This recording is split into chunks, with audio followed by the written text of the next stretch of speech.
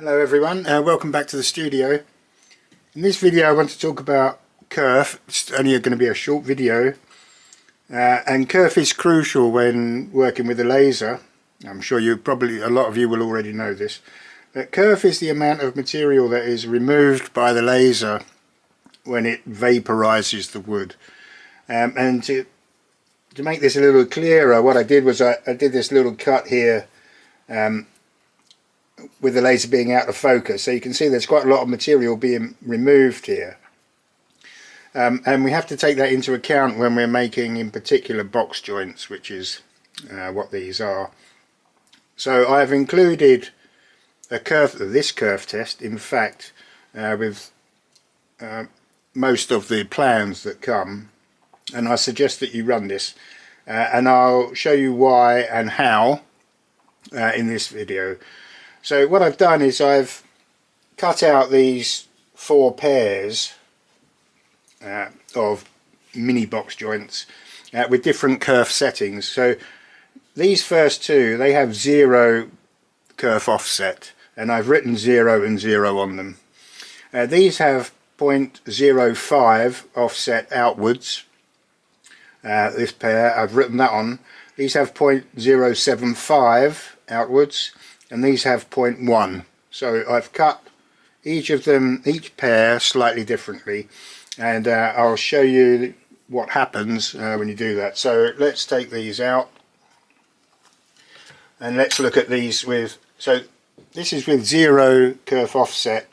So in this case I was cutting 6mm by 6mm, and when I put these together you can see that the removed material, I haven't taken that into account, and you can maybe see on the video that these move and there's no fit at all there, they're just loose. So with this pair I cut these with 0.05mm outwards, and you can see that there's certainly less movement. I can still feel a little bit of movement in my fingers. You probably can't see that on video, but they still fall apart quite easily. 0.75,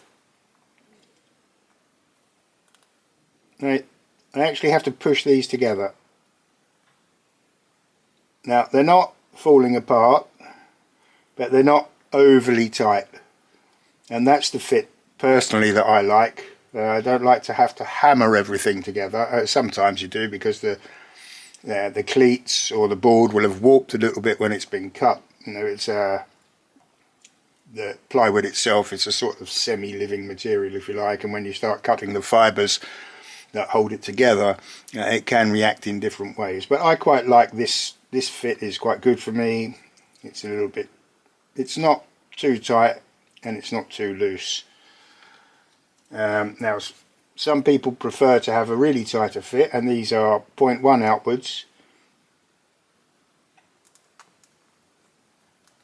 and they really are, yeah, that isn't falling apart. If I put them actually in the correct orientation, you can actually hear it click together, and that doesn't actually even need glue. That's the sort of fit that is. But because of the warping that goes on at times, I prefer personally to use 0.075. Now don't take my word for this, because each laser will be different. They have different focal lengths, different power. Even the same laser cutting on different power levels will affect the kerf. So it's worth running these tests to begin with when you're setting up your laser to make the neat French cleat system. Just, you know, these, to cut a pair of these takes literally less than 1 minute on the laser. So these 5 minutes, 10 minutes messing around here will make your life a lot better, and in fact will, you know, make your cleats go together a lot better, and therefore cause you less headaches.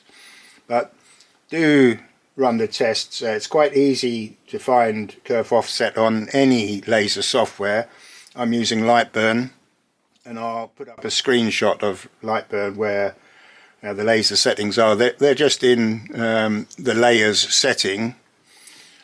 So, but I'll show you that on a screenshot.